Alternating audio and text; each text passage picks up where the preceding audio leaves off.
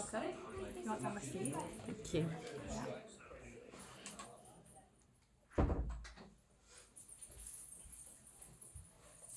So I'm Nika, and today I'm going to be teaching you a bit about my heritage and my culture.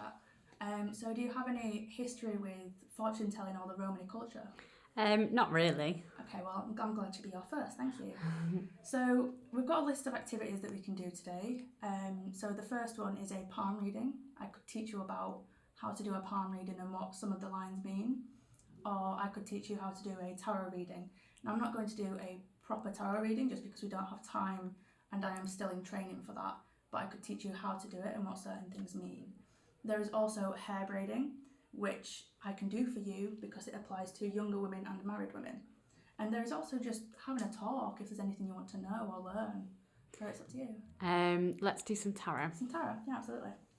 So the history of tarot is very important in my family because we still practice it. It's one of the few traditions that we've kept a hold of. So if you just want to shuffle that if you can. Yep. So it's a very superstitious thing, is tarot, but not necessarily in a negative way. So there's a belief that the person who shuffles them, the cards then hold their energy. So when you feel like you've shuffled enough, let me know. I'm not very good at shuffling. That's fine.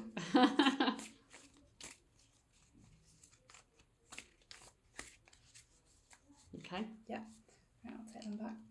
So this is one of the simpler spreads for tarot, and it goes 3 here, so 9 spread. So it goes left to right from the perspective of who's having the reading. So that would be your past. And then the next 3 would be your future. And then the next 3, they're your present. And the next 3 are your future. Now this isn't based on science of any kind.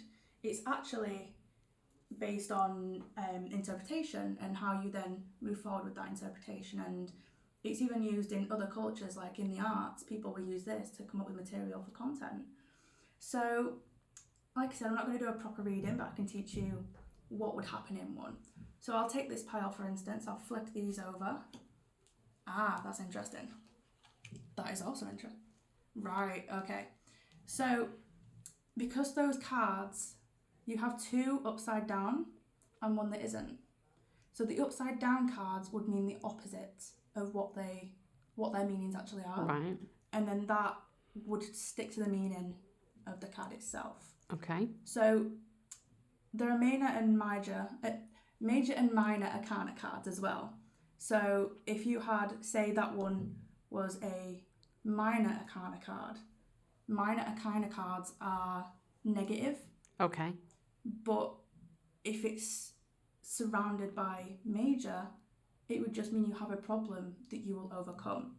So you would interpret that as, well, what is a problem in your life and how can you overcome it? That sort of thing. So yeah, it's very much an interpretation-based thing, and it's still a big thing in my family as well because it's how my grandparents used to make money when they first came over, and it's one of the few things that have been taught still. Yeah.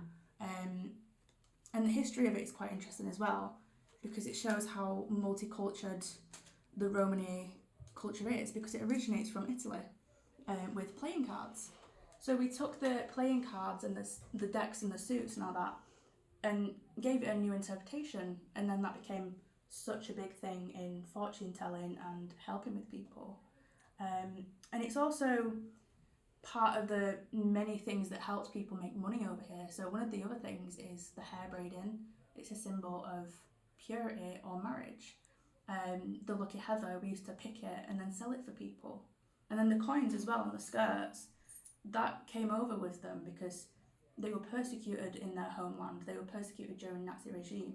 So they used to sew coins onto their clothes and in their hair, and they'd bring it over so they could travel light and fast. So it's just it's a full of resourceful people. It's a very resourceful culture, and I'm proud to be a part of that, which I haven't always been, to be fair. But now that I grew up and understood it, I have, and I'm being taught more about it now. So I don't know if you can relate to any part of that, or if you have any questions about any part of it. I don't think so, no, but it's nice to hear about it. As well, it's quite a progressive culture as well. Like, people say it's not, and that it's quite an entrapped culture, and it's really not. Like, one of the more progressive things we did is that we cherish women. Women are such a big part of Romani culture, and they always have been. They were the fortune tellers. They were the ones who made the money, essentially, for the men, because the men weren't taught it. So women are such a big part of the culture, and I think that's another reason why I'm proud to be a descendant of it. And a lot of people don't realise that a lot of people in the UK are descendants of it. You can only really find out unless you have like up to 5 generations that remember it, or if you get a DNA test. Because funnily enough, the Roma have a specific part of their DNA that is different, that only shows up on DNA tests.